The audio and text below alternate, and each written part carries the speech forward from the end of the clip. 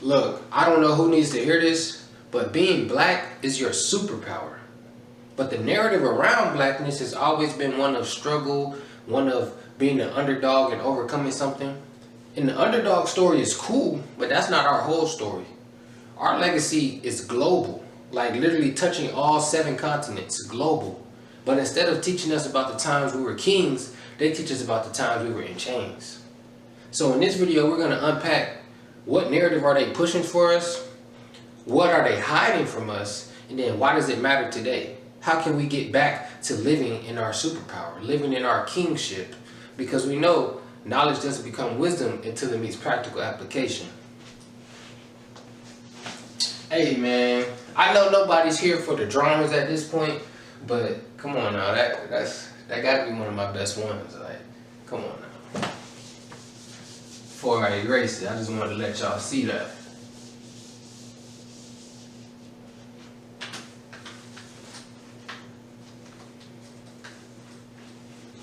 But to start this, to understand where our story starts, we have to understand what narrative are they pushing for us.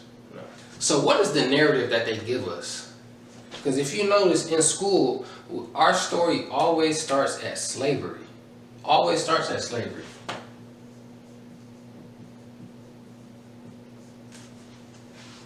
And they tell us, you know, we never have taken a course called Black History. It's always African American history.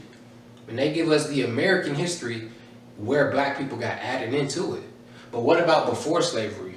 What were we before you guys came over and literally destroyed us and enslaved us? What were we before? But if you start the generation knowing that, hey, you guys were nothing before you guys were slaves, no one's going to grow up with any self-love. No black child is going to grow up with any knowledge of self because they think all my ancestors must have been slaves.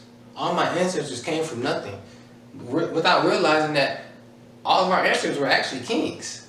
But we're going to get into that. And even the successful black people that they do teach us about. Malcolm X, they give us Martin Luther King, Rosa Parks. They all teach us, even Harriet, they all teach us our best black people that ever walked the planet overcame whiteness, overcame the white power structure, overcame some type of struggle. But what about the people who did not have to live in that struggle? What about the thousands and thousands of years and generations of black people that existed before slavery?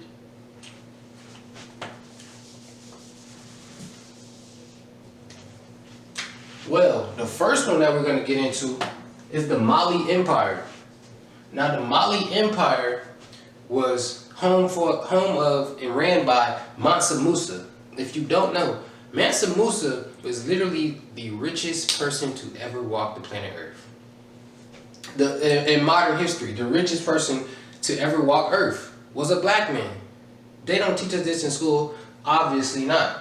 And in Timbuktu, what made him so rich? What were they so known for? Why was Mali Empire, is specifically the hub Timbuktu, such a global position?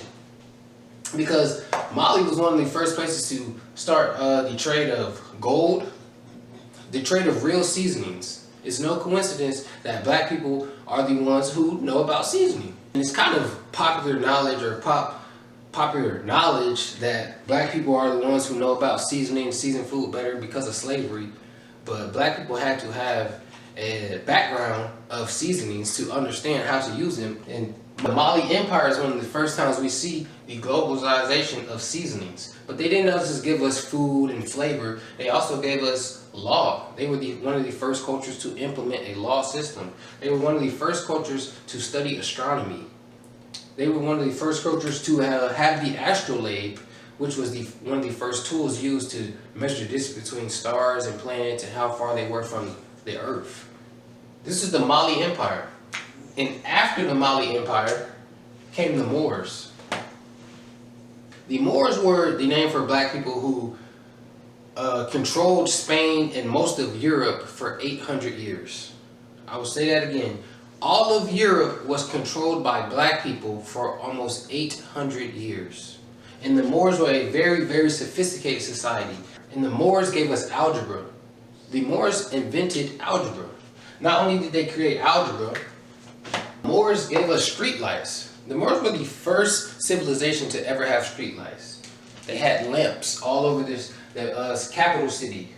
The capital city, Cordova, was actually known to have 900 bathrooms because the Moors were the first society that prioritized daily hygiene. That's right. Soap, the daily use of soap and water came from the Moor civilization. It's known, in fact, that the Moors were more likely to go a day without eating than to go a day without bathing. This was the first ever in history, the first society to ever bathe, to really practice that every day. And they also gave us irrigation because, like I said, they didn't just give us culture, they didn't just give us bodily things, they gave us things that provided to us that we still use today. The irrigation system that's used to water crops around big farms all around the country used the same irrigation system that the Moors created. But far, far long before that, we had ancient Kemet. Ancient Kemet was what we now refer to as ancient Egypt, was the first society to practice medicine, to have an active role of doctors in leadership and practice medicine. Ancient Kemet also is where geometry was created. It was also where the Dewey Decimal System was created. This was before the Mali Empire, before the Moors. Ancient Kemet, they had full functioning libraries with a Dewey Decimal System. They also were the first society to come up with the idea of chakra, the 7 chakra system, or the first society to come up with the idea of an afterlife. The idea that after you pass away, your soul continues to exist and go on to a higher plane. This was all from ancient Kemet. This was all ancient black people before slavery, before the transatlantic slave trade, before Civil War, before America was even invented. Black people controlled not only Europe, not only Spain, but the entire world. Ancient Egypt, the biggest continent in the world, where the supercontinent was, they controlled it. They created algebra. They created algebra later. They created geometry. And then they gave us things like the Pythagorean theorem that a Greek man created. No, ancient Greeks came to Kemet to study. Ancient Greeks came to Kemet to learn about religion. This was long before Christianity was pushed. This was long before any religious narrative was pushed. They did have wars back then, but they centered around different principles. And long before them was Nubia, ancient Nubia. This is where the term my Nubian queen, my Nubian princess, my Nubian goddess comes from, because in ancient Nubia, the entire society was ran by women. All leadership, all war generals, anybody with any rank and say so was a woman. And this was before Kemet. This was before all of this. This is where the Netflix movie The Woman King, this is what it's based off of. They take our culture and rewrap it and package it to us as something new. No, this was first. The black woman was first. The black woman was in control. The world now is upside down, but that's a different video. This is where the Bible talks about the Cushites. When the Bible refers to the Cushites, it's referring to ancient Nubia, a society completely ran by women. The history and legacy of black people extends far beyond American history or far beyond anything that you can learn about in history books. And the purpose of this video is to show us that we have a great lineage, a great history, a great ancestry of being in charge, of being, quite honestly, kings and queens. This is why we refer to each other as queens and queens, because it uplifted us, and this is something that we actually practiced for years and decades and generations, centuries.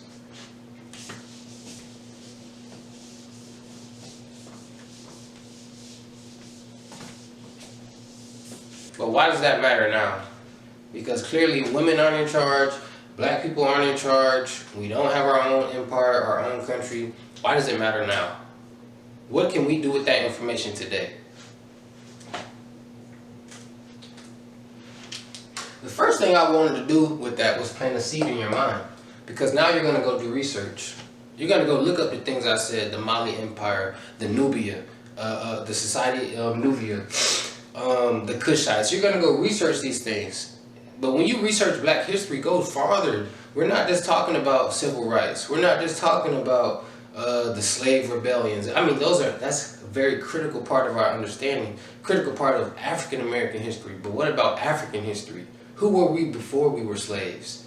This is something that I wanted to plant in your mind, so now you're going to go do the research.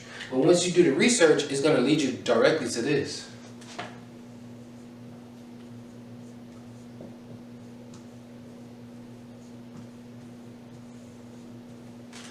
Self-respect. Because once you really understand that everything you see was 9 times out of 10 created from a black mind, everything that they push, everything that you use in society today has been around for thousands of years, black people created it, you'll have a little bit more respect for yourself, respect for your ancestry, respect for your bloodline, and then you'll start carrying yourself a little bit different.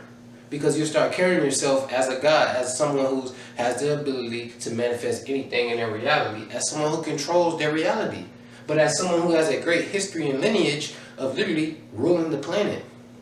But if I teach you that you come from slaves, you come from nothing, and your best leaders were people who we killed, then you kind of won't want to ever get back to that type of society. You won't kind of want to ever get back to that type of self-love, that type of pride in who you are and your ancestry. But if you do your research and you develop this self-respect, then it's going to lead you to do what?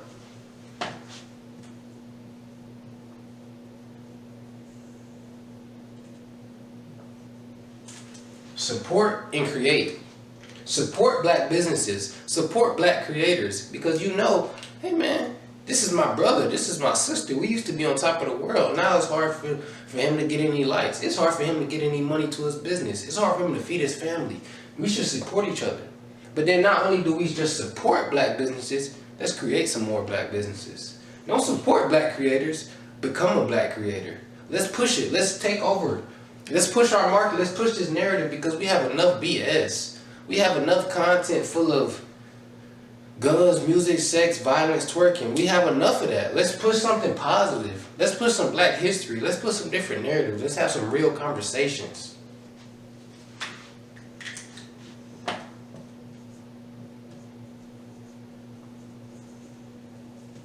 And the last and most important thing I wanted to put in your mind in this video was that I theorize in no more than 10 to 15 years, teaching black history will quite literally be illegal.